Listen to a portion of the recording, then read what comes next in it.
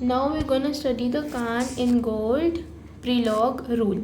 ये rule actually तब apply होता है जब आपका सिज और ट्रांस का फेल हो जाता है। सिज और ट्रांस कब फेल होता है भी हम पढ़ेंगे, बट पहले हम इनके रूल्स पढ़ लेते हैं।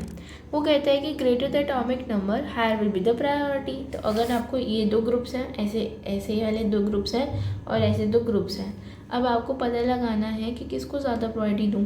तभी तो आपके पास ई और जेड का पता लगेगा ना। अच्छा, आपको बता देती हूँ, ई साइन हम किसके लिए डिनोट करते हैं, जब आपके पास अपोजिट वाले चुने गए हो। और जी साइन किसके लिए डिनोट करते हैं, जब सिमिलर साइड हो। Z is similar to the cis isomer वाला thing and the E is similar to the trans. तो आप ऐसे याद रख सकते हो C11C। और मैंने कौन सा स्ट्रक्चर लिया, आयोडीन CH3 हाइड्रोजन OH। तो आयोडीन और कार्बन, सबसे पहले आप लेफ्ट साइड देखोगे तो आयोडीन और हम कार्बन, हम एक एक एटम करके चलेंगे। आयोडीन कार्बन में किसका ज़्यादा एटॉमिक नंबर है, ऑफकोर्स आयोडीन का साथ है, तो फर्स्ट नंबर उसको मिलेगा। अब आप राइट साइड पर आ जाओ एकदम, हाइड्रोजन और OH। Hydrogen first atom, oxygen का इधर का फर्स्ट एटम। तो हाइड्रोजन और ऑक्सीजन में कौन जीता प्रायोरिटी में, ऑक्सीजन जीता।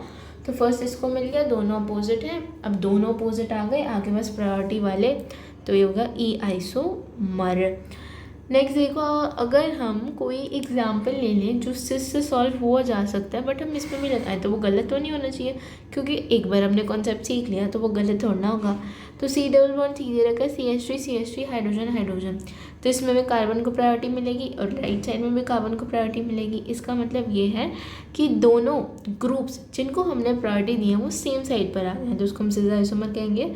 और ये होता है जी का एग्जाम्पल ऑफ कोर्स, अगर हम बात करें CIP के हिसाब से। अब नेक्स्ट देखो, CH3 hydrogen hydrogen chlorine, chlorine को 1 नंबर मिल जाएगा और CH3 में कार्बन को फर्स्ट नंबर मिल जाएगा। और कार्बन क्लोरीन एकदम अपोजिट है, तो ई ट्रांस नहीं लिखेंगे इस केस में क्योंकि क्लोरीन आ चुका है।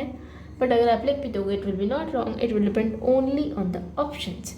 Next is the chlorine, CH3 chlorine को ज़्यादा मिल जाएगा, ब्रोमीन क्लोरीन ब्रोमीन को ज़्यादा मिल जाएगा। एटॉमिक नंबर देखना है, माइंडेड मास नंबर नहीं देखना है।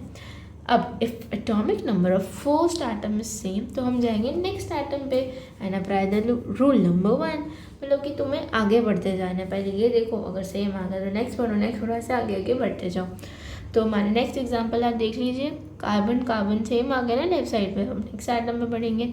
तो हम ये देखेंगे, हम आपको लग रहा होगा कार्बन के बाद तो हाइड्रोजन आता है तो हमने उसको कहीं देखा, हम देखते हैं एक ऐसा next atom with the highest atomic number.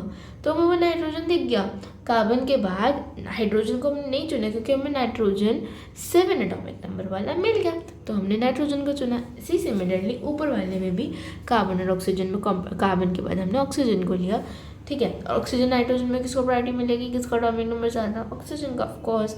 इधर भी देखो CH3 अब CH3 ऊपर तो एक ही ग्रुप है तो कार्बन को हमने ले लिया, और उसके बाद तो कोई है ही नहीं एटम, तो हम क्या करें, अब हम कहेंगे है ही नहीं कुछ, बट नीचे तो कार्बन है, तो आपके पास एक एटॉमिक नंबर आ गया नीचे extra.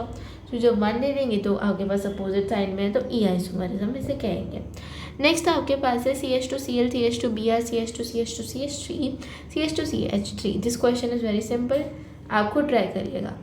Rule number 3, in case of isotopes higher mass number will be the higher priority. अब मान लो आइसोटोप्स आ गए हैं, आइसोटोप्स आ गए मतलब उनका तो एटॉमिक नंबर सेम होगा, जी की वैल्यू क्या होगी, सेम होगी। अब डिपेंड किस पर करेगा, ए पे, जिसका मास नंबर ज़्यादा उसकी प्रायोरिटी। तो बहुत सिंपल बातें हुई है। हाइड्रोजन और डी में किसको दोगे, डी को प्रायोरिटी।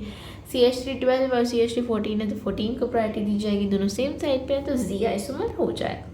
नेक्स्ट देखिए आप CH2NH2 और CH2NH2 नीचे CH2OH और CH2OH। अब आपके पास आइसोमर है, अब आप एक खुद ट्राई करिएगा। इन case of multiple bond consider hypothetical atom. अब आपके पास ये थोड़ी जो उन्होंने बनाया वो थोड़ा सा कभी कभार दिक्कत कर देता था, तो आप हाइपोथेटिकली चलिए, बट आपको ऐसे करने की ज़रूरत भी नहीं है। आपको बस ये याद रखना है कि जो मल्टीपल बॉन्ड होगा ना वो ज़्यादा प्रायोरिटी रखेगा as compare to the single bond, minded that the bond is form between the same atoms. C triple bond N और CS डबल बॉन्ड NH मैं किसको ज़्यादा प्रायोरिटी दूँ, क्योंकि एटम तो सेम है, C और N C और N, तो मैं किसको प्रायोरिटी दूँ, आप खुद बताओ। अरे जिसका मल्टीपल बॉन्ड है ज़्यादा, तो 3 बॉन्ड ज़्यादा होते हैं एज कम्पेयर टू 2 बॉन्ड, तो हम इसको प्रायोरिटी दे देंगे। और हमने इसलिए दी है क्योंकि जो बॉन्ड बना है वो दोनों सेम एटम कार्बन और नाइट्रोजन के बीच में बना है, तो ये पॉइंट भी बहुत इंपॉर्टेंट है। सिमिलरली C++N और C++N में किसको ज़्यादा प्रायोरिटी देगी, इसको भी दी जाएगी। और ये मैंने वो दिखाया है कि जब हमने आपके पास हाइपोथेटिकली बनाया, उसकी आपको बिल्कुल भी नीड ही नहीं है, आप डायरेक्टली भी कर सकते हैं। देखिए जैसे कि इस केस में डी की प्रायोरिटी, C++N और CH++NH में C++N की ज़्यादा प्रायोरिटी, डबल बॉन्ड की प्रायोरिटी नहीं होगी इतनी ज़्यादा।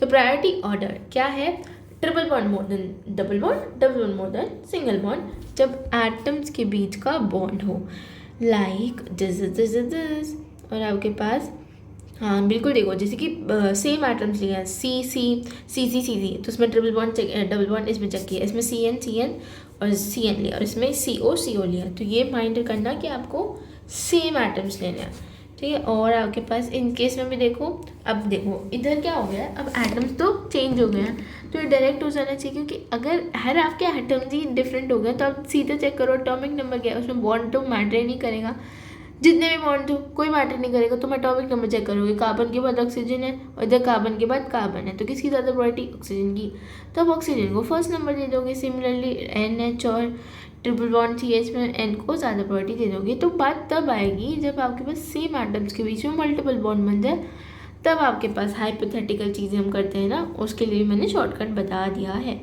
उसके बाद आपके पास ये क्वेश्चन आप देखिएगा, मैं आप स्क्रीनशॉट ले लीजिए, मैं आगे का स्क्रॉल करते जा रही हूँ, बहुत सिंपल क्वेश्चन है ये।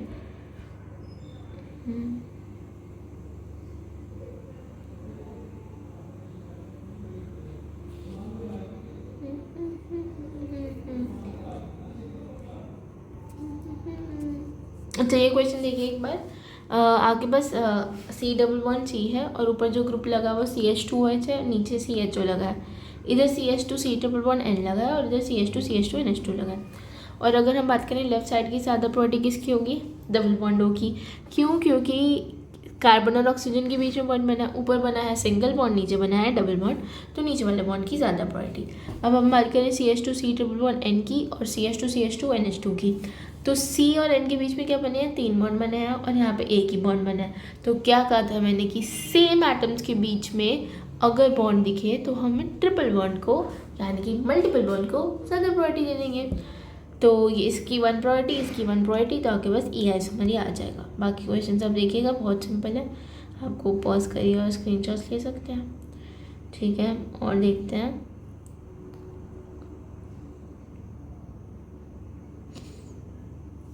Okay I will start the SIN system in the next class। CIP rule यहीं तक था, थैंक यू।